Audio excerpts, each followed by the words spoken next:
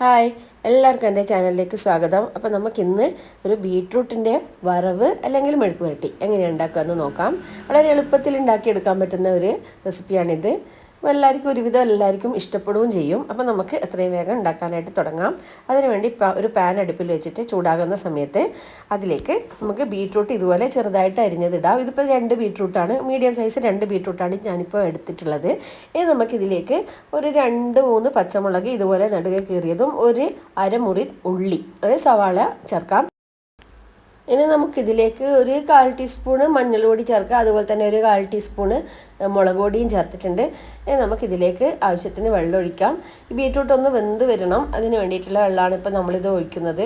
ഒരു 1/2 കപ്പ് വെള്ളം ഒഴിച്ചാൽ മതിയാകും. എന്നിട്ട് ഇത് നന്നായിട്ടൊന്ന് മിക്സ് ചെയ്യുക. ഇനി നമുക്കിതിലേക്ക് ഒരു 1/2 ടീസ്പൂൺ ഉപ്പ് ചേർക്കാം.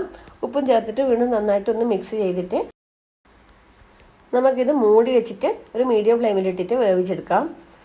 അപ്പോൾ അതിന് വേണ്ടി ഞാനിത് ഒരു മീഡിയം ഫ്ലെയിമിലേക്ക് മാറ്റിയാണ്. ലോ ഫ്ലെയിമിലായിരുന്നു ആദ്യം ഉണ്ടായിരുന്നത്, ഇപ്പം ഞാൻ മീഡിയം ഫ്ലെയിമിലേക്ക് മാറ്റിയിട്ടുണ്ട്. ഇനി നമുക്കിത് നന്നായിട്ടൊന്ന് വെന്ത് വരട്ടെ.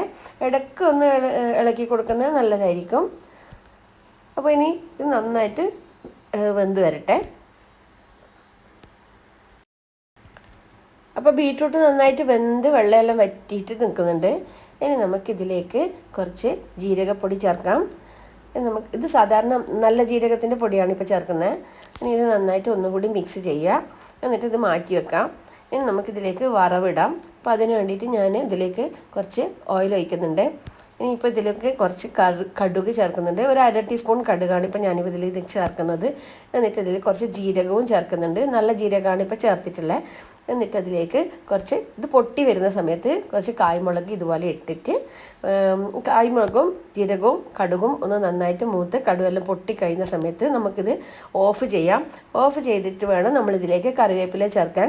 അല്ലെങ്കിൽ ചിലപ്പോൾ കറിവേപ്പില കൂടി പെട്ടെന്ന് ചേർക്കുന്ന സമയത്ത് തീ അതിലേക്ക് കയറാൻ ചാൻസ് ഉണ്ട്. അതുകൊണ്ട് എപ്പോഴും ഒന്നുകിൽ ലോ ഫ്ലെയിം ആക്കിയിട്ട് ഇടണം, അല്ലെങ്കിൽ ഇത് സ്വിച്ച് ഓഫ് ചെയ്തിട്ട് വേണം നമ്മൾ കറിവേപ്പില ചേർക്കാനായിട്ട്. ഇനി നമുക്കിതിലേക്ക് കടുക് പൊട്ടിച്ചത് കൂടി ചേർത്തിട്ട് നന്നായിട്ട് ഒന്ന് മിക്സ് ചെയ്യാം. ഇപ്പോൾ നമ്മുടെ അടിപൊളി ടേസ്റ്റി ആയിട്ടുള്ള ബീട്രൂട്ട് വറവ് ഇവിടെ റെഡി ആയിട്ടുണ്ട്. ഇതിൽ തേങ്ങ ചേർക്കേണ്ട ആവശ്യമൊന്നും ഇല്ല. തേങ്ങ വേണമെങ്കിൽ നിങ്ങൾക്ക് ചേർക്കാം. ഞാനിപ്പോൾ ഇതിൽ തേങ്ങയൊന്നും ചേർത്തിട്ടില്ല. അപ്പോൾ നിങ്ങളെല്ലാവരും ഈ രീതിയിൽ ഒന്ന് തയ്യാറാക്കി നോക്കണം. വളരെ എളുപ്പമായിട്ട് ഉണ്ടാക്കാൻ പറ്റുന്ന ഒരു മെഴുക്ക് പുരട്ടിയാണ്. അപ്പോൾ നിങ്ങൾക്ക് എൻ്റെ വീഡിയോ ഇഷ്ടമായാൽ ലൈക്ക് ചെയ്യാനും കമൻറ്റ് ചെയ്യാനും അതുപോലെ തന്നെ എൻ്റെ ചാനൽ സബ്സ്ക്രൈബ് ചെയ്തിട്ട് നോട്ടിഫിക്കേഷൻ ബാർ എനേബിൾ ചെയ്ത് അതിലെ ഓൾ എന്ന ബട്ടൺ സെലക്ട് ചെയ്യാനും മറക്കല്ലേ.